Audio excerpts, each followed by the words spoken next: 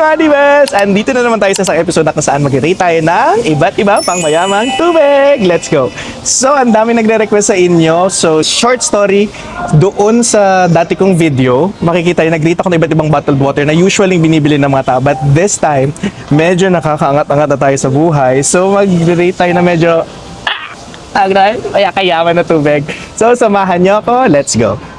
And let's start strong. Ang pinakakilala ng lahat, ang Evian. So, ang Evian ay, this is 64.5 pesos for 500 ml. So, nag-research ako dito. And alam nyo ba guys, nagkakaiba-iba ang tubig sa pH level. If it's a little bit acidic or medyo base siya or medyo mas mababa, kaya mas pure. Pag yung pH level is 0, doon mo malalaman na wala siyang acid and nagkakaiba-iba na lang kung gaano ka-pure. Mas pure ang tubig, mas healthy daw. May isang brand na nire-recommend si Dr. Kilimangru. Sabi niya, Le Mineral. Affordable siya at the same time, pure water siya. So at tayo naman kahit tubig ulan yan, kahit kung saan galing tubig, basta tubig, iinumin natin. So this time, medyo nakalog-log na tayo sa buhay. Nag-try tayo na medyo high-end water. And ako personally, first time kong makakatikim nito. So hati-hatiin natin to ha. Walang makakalamang-namang.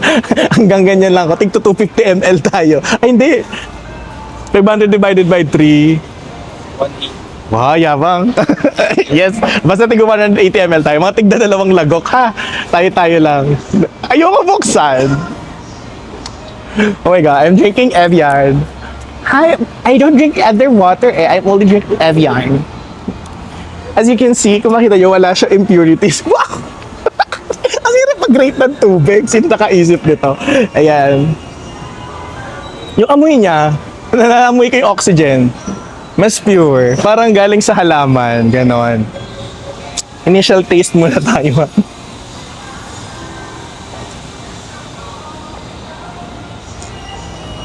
Yun na yun?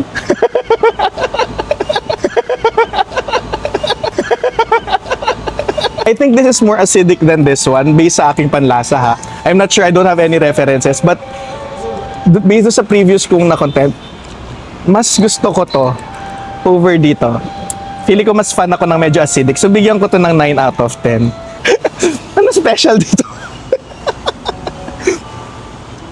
Pwede pa ako lumagok, no? May lagok pa akong isa. Pwede pa. O, sige.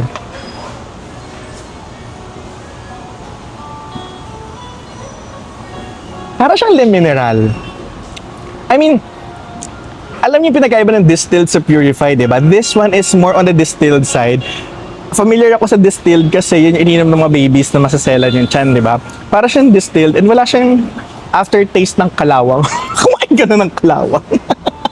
Mas pure siya. I understand na alam mo mas crisp siya. Alam mo yung sabihin ng crisp? Para siyang malinis na para pag kumain ka ng apple, kunyari. Crisp na parang juicy, malinis. Yon, bukod sa wala siyang lasa. Pero mas para siyang manipis na tubig. Kasi yung tubig ulan makapal eh. Siguro dahil kasi galing sa langit yun. Kasi siguro galing sa lupa yun, no? But yeah, feeling ko na-condense siya and para siya na-filter ng 18 times. Tsari. This 64 pesos. Tapos 3 galon na ng tubig na blue to, no? So, katumbas ito 3 galon ng tubig. Bigyan ko to ng 9 out of 10 kasi, yeah, it's Evian, duh. Ayan na, tapos na tayo sa Evian. Next natin ay Smart Water. Ang Smart Water is 1 liter, 199 pesos. Eh siya, depende sa size at depende kung saan mo siya nabili. So, tingnan natin yung difference nito kay Evian. Shit. Oh, narinig mo yun? Yung pagbukas parang, mayaman. Hindi siya parang, gano'n. Ito pag binuksan mo, gano'n lang, pasit lang. Sana naman tumalino ako dito, beshi, no? Feeling ko acidic ng konti ito. Compared dito, kasi ito parang pure na water. Ito parang siyang absolute. Medyo parang lasa siyang absolute na, purified ba to? O distilled water din. It's vapor distilled water and electrolytes for taste, purely balanced pH. So may electrolytes siya, parang Gatorade. Next naman natin. Dito tayo sa medyo Boogs. Yes. Saint Peregrine? Ay, Saint Pellegrino. Kano ni Saint Peregrine? Siguro mag-chewy sila. Ang St. Pellegrino, 750 ml. This is for 155 pesos. Sparkling natural mineral. Ah, sparkling to. Okay, so tingnan natin ang difference ng sparkling. Ay, magpabukas. Ayun, next. My God. Para siyang tansan ng dato puti. Ay, ng beer. Ah, diba? Kala ko dati alalong parang gin siya. Tikman natin.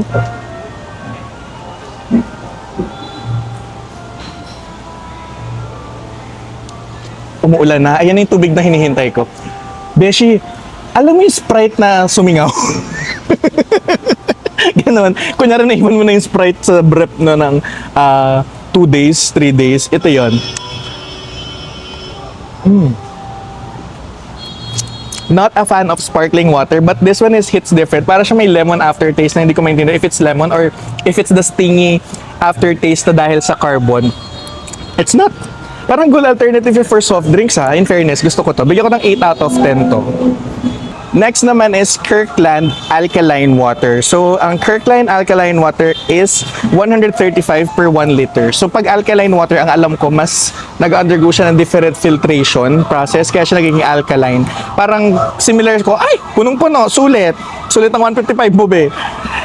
Yun nga, so para similar sa cocoa siguro the concept, I'm assuming ha, kasi pag alkalized cocoa, mas darker siya, mas premium siya, siguro ganoon din sa tubig, siguro pinigato sa luha ng mga angels. Charing.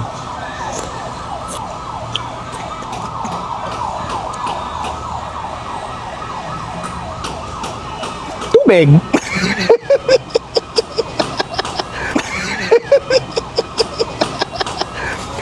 Di para siyang ano, no. Anong brand yung kulay blue? Di ba may Absolute, may Summit ba yun? Summit ba yun? Parang Summit naman to. It gives Summit vibe. Para mataas ng konting acidic level niya. Siguro dahil alkaline siya. Alam niyo ba, ang alkaline water, mas maganda siya sa katawan, mas pure, mas nakakapag-regenerate siya ng cells. Wala akong reference doon.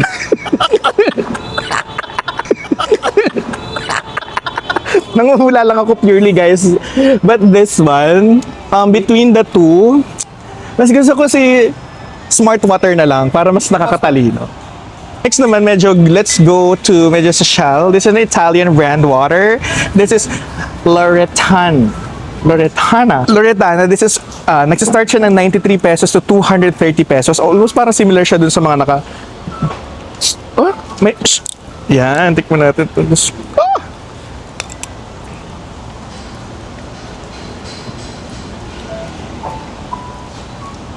Ow!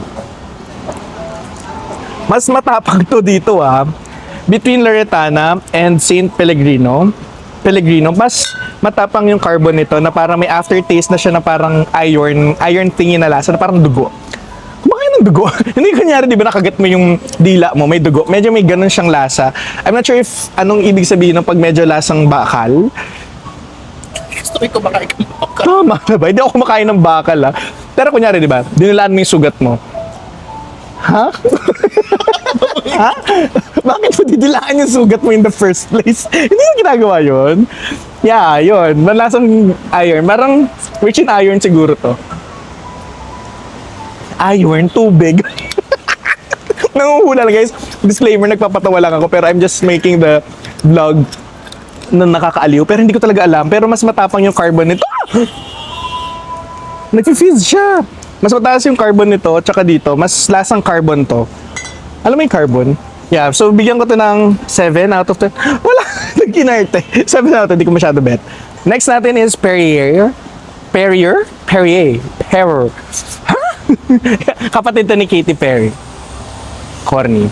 Yan, tingnan natin. So ito naman Perrier ay 750 ml, 188 pesos.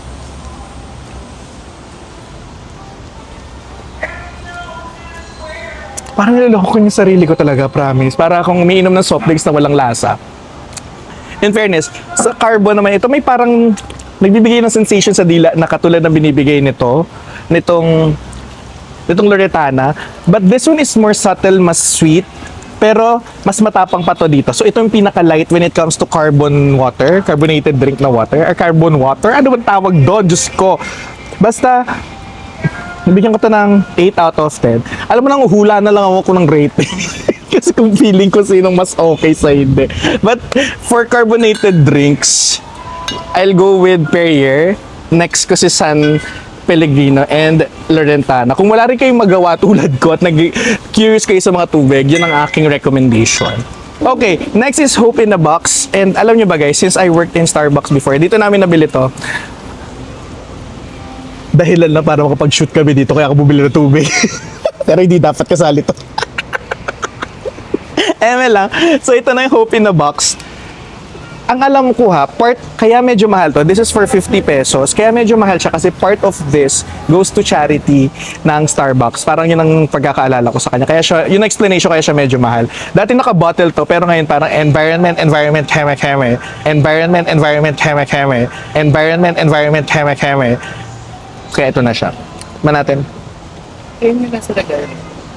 Do your water build class. Yes. Ay, oo nga.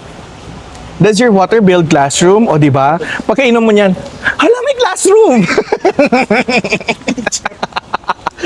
So, inom ka lang na inom nito para dumami yung classroom natin sa Philippines. Pero ito is your typical water na parang purified, filtered na... Basta hindi yung lasa ng SM. Tsare. Hindi ka lasa ng SM food court. Ito yung parang kalasa niya yung mga nasa galon-galon na blue. Mas familiar ako sa lasa nitong tubig na to, yung mga mineral. Bigyan ko to ng 10 out of 10 kasi nakakagawa ng classroom. Last but not the least ay Fuji! Fiji. Fiji. Apple. So, dito ako na pinaka nahirapan as in kung saan kami nakarating from north to south, kung saan grocery kami nagpupunta, ang hirap hanapin. Nagpunta kami sa SNRB, tigi 1 litro, tiga-6. Sinong baliw ang bibili ng 6 na pirasong 600 pesos na tubig? Diyos ko. Nakabili kami ng single type na bottle sa Shopwise Alabang. As in, hagulgul, nakalikot.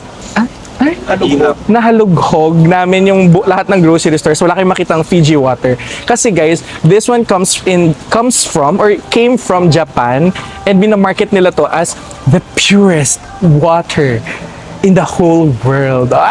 Sana all para Mama Mary.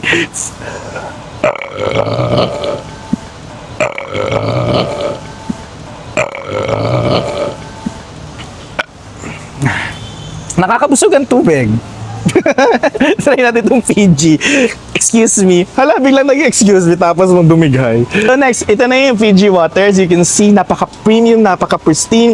May bulaklak dyan na nilalagay para hindi mo ma-feel na mahal yung binili mo na sulit na, oh my God, yung tubig ko, may flower na gumamela. Kaya siya mahal. Gumamela to, no? O, diba? Among all these water, siya lang ang may gumamela.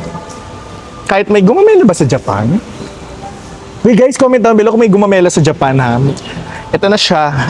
Dito ako excited sa purest water in the whole world.